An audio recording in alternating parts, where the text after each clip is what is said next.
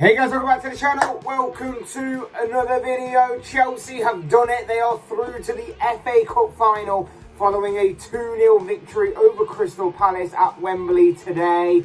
They have now set up a FA Cup final encounter against Liverpool for next month, in which obviously both sides will battle it out for England's top domestic cup trophy.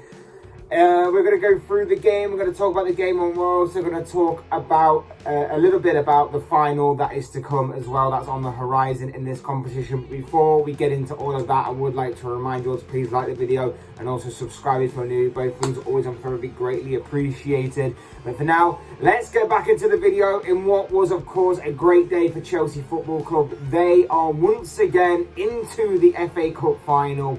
I believe this is like their 5th FA Cup final in a matter of 6 years, which is just an incredible achievement in itself. They of course missed out on the trophy last season, losing to Leicester in the final, becoming runners-up in this competition. So they'll obviously have an extra incentive to go one step further this time around, and but they will face a big test against Liverpool, obviously, who beat Manchester City yesterday, as we remember. But focusing back on Chelsea here, it wasn't exactly a classic FA Cup encounter between these two teams. It had a very high bar to live up to, following, of course, the game that we watched yesterday between Liverpool and Manchester City. But Chelsea got through it, and as I said yesterday in the reaction to the Liverpool game, it's all about just getting through these games no matter what, with however many means necessary, and that is exactly what Chelsea did. It took them a while to break down Crystal Palace and control the game and see the game out from there, but when they eventually did, Palace didn't really have much of a reply to Chelsea in terms of really hurting them, and it was basically Chelsea's strength and depth that really shined through on this occasion, and really put Palace to the sword in some aspects in terms of how Chelsea won this game. Chelsea won this game through goals from Ruben Loftus-Cheek and Mason Mount, both in the second half. It was really a first half that lacked any genuine quality. It was a first half in which I would say Palace probably had the best chance of the game. Shiku Kouyaté really forcing a great save from Edouard Mendy.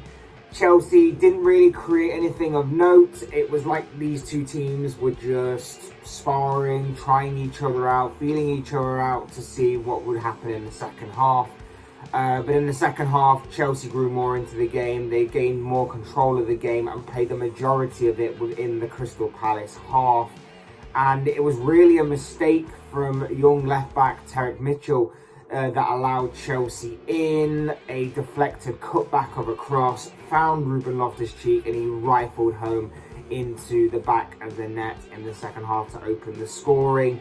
Loftus-Cheek, a bit of a forgotten man at Chelsea, probably playing for his Chelsea career, in all honesty, especially when you consider that obviously a Crystal Palace loanee in Conor Gallagher has had a sensational season for the Eagles and Patrick Vieira's side this campaign. So his position might be in some jeopardy going forward, but he did himself no harm in scoring a very important goal at Wembley here.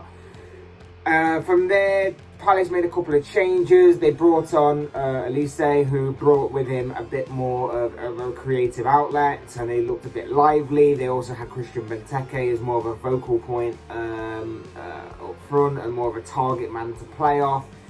They had a couple of moments where they looked threatening, Palace, but Chelsea stood firm and then hit them with a bit of a sucker punch goal with Mason Mount. Timo Werner, who looked very lively for Chelsea throughout the entirety of the game, one of the only bright players out there at a consistent level, played through Mount, and Mount with a very clever finesse finish into the bottom corner really wrapped up the game, in all honesty, for Thomas Tuchel's side, and put Chelsea through to the final. It was a very, very, very good goal. Very, very very Chelsea-like goal, good play from Timo Werner, a great finish from Mason Mount, and from there, Palace didn't, like I say, they didn't threaten to get back into the game. Chelsea stood firm. I thought Chelsea had a lot of mediocre performances, a couple of good ones here and there, but like I said, there wasn't anything that leapt out, there wasn't anything that was special about any of their performances. Like I said, I thought Timo Werner was very good. I thought Mason Mount and Reece James played very well to keep things ticking over at times. I thought Mount was good, but probably did have maybe one or two extra touches that he probably shouldn't have done. Probably should have moved the ball quicker, that kind of thing. But overall, it was a performance that helped Chelsea get through to the final. And like I said, that is all you can hope for in this kind of competition. Romelu Lukaku came on as a substitute very late on. He hit the post. Hakim Ziyech had a follow-up that was cleared off the line. It was just a standard performance, really. There was nothing really special about it. Like I said, they had a high bar to live up to. The expectation level of yesterday's game between Liverpool and City didn't quite live up to that. Wasn't as exciting as that game, but they got through it nonetheless. And like I say, it all adds up to a final to be played between Chelsea and Liverpool at Wembley next month. For Palace, I feel like they definitely missed Conor Gallagher today. Obviously, he was unavailable because his parent club is Chelsea, and despite them making a plea and an appeal to try and get him to play in this game, Chelsea turned it down. They missed Gallagher today. They missed his energy, they missed his creativity, his flair, all of that kind of good stuff that he brings to the table within this squad is what they missed. I think Palace might have created more had he been in the side, but of course it wasn't to be. I don't know whether you could say Vieira got it wrong, but they definitely looked a bit more lively with the creativity and the output of Elise coming on. A much more target man-like figure in Christian Benteke, and they weren't so relying on Wilfried Zaha as a creative outlet and an attacking outlet as well. Who was rather shut down by Chelsea. They saw him as obviously the key danger man, and rightfully so, and Chelsea did very well to keep him quiet throughout the entirety of the game. But I don't think Palace can have many complaints. They've done very well this season in the league. They've done very well under Patrick Vieira. Like I said in my preview, many people expected Patrick Vieira to be one of the first managers to be sacked. They didn't expect this to be a good appointment. They didn't expect this to be as good as what it's turned out so far, and promising, and got a lot of expectation on it. But so far so good for Patrick Vieira. He's led them to a comfortable mid-table position right now. He led them to Wembley in a semi-final of the FA Cup. You have to beat what's in front of you. There's argument to say that they haven't really beaten anybody of note, but you have to beat what's in front of you, and that's exactly what Palace have done. So overall, no complaints. It's been a very good season for Palace. But it just wasn't to go any further than beyond the semi-final of the FA Cup. So looking slightly ahead then, FA Cup final coming up, Liverpool versus Chelsea. I bet these two teams are pretty much sick of meeting each other, to be honest, because they do it so regularly now. Of course, the last time that these two teams met was in the Carabao Cup final, if you remember, where Liverpool and Chelsea played at Wembley there, in which Liverpool won thanks to a mental penalty shootout that saw Kepa come on as a very late extra time sub and then sky his penalty and not even save a single one of Liverpool's penalties. So there is a bit of revenge there on Chelsea's part, but also on Liverpool's part, of course. This is a repeat of the 2012 FA Cup final in which Chelsea beat Liverpool. So there's a bit of an extra incentive for both teams here to really go for it, even more so than it just being, like I say, a cup final that is going to be played at Wembley. Big stage. We know that Liverpool are still going after the quadruple. Of course, that could be whittled down to the treble or even just the or a double by this time. It's going to be very intriguing on Liverpool's part to see if they can make that happen, and what the situation is when we get to this stage.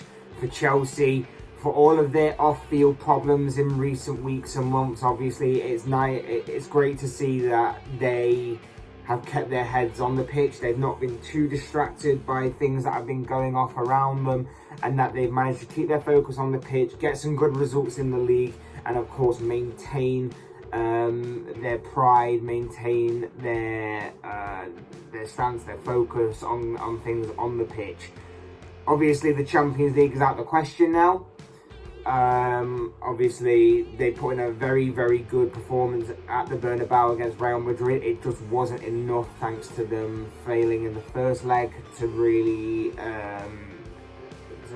give themselves a better fighting chance, shall we say, in the second leg. That may have obviously been a different story had certain events gone their way and certain chances been taken. But this is again another example of why Tuchel is so good as a manager.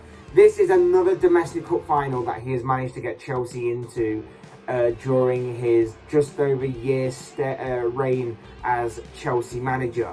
I think he's hit every single domestic cup final that has been eligible for since his arrival. This is yet another one to add to that. And like I said earlier in the video, he may have missed out on last year's FA Cup, losing to Leicester. I would expect him to go even harder in this, and even more intense in this final, because this is a trophy that he would really love to add to his growing collection. And like I say, it's going to be a very interesting encounter. It's another chapter awaiting to be written in the long and storied history of Liverpool against Chelsea.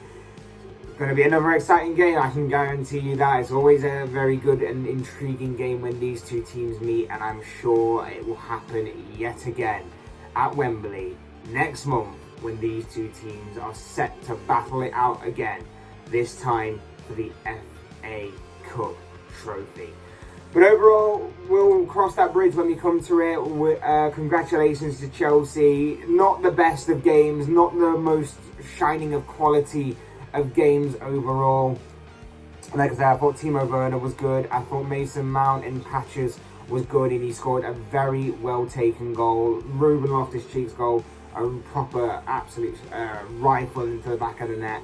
And I thought Reece James played pretty well as well, whilst Chelsea remained solid at the back. I thought Rudiger was solid throughout. Christensen was decent as well, and I believe Azpilicueta was just as consistent as ever. So a lot of consistent to mediocre performances, a couple of good ones here and there. Not an exciting game in my opinion by any means, but Chelsea got the job done.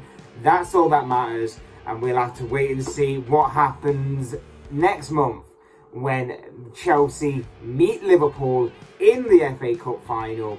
These two teams set to lock horns yet again. I can't wait for that myself, obviously being a Liverpool fan.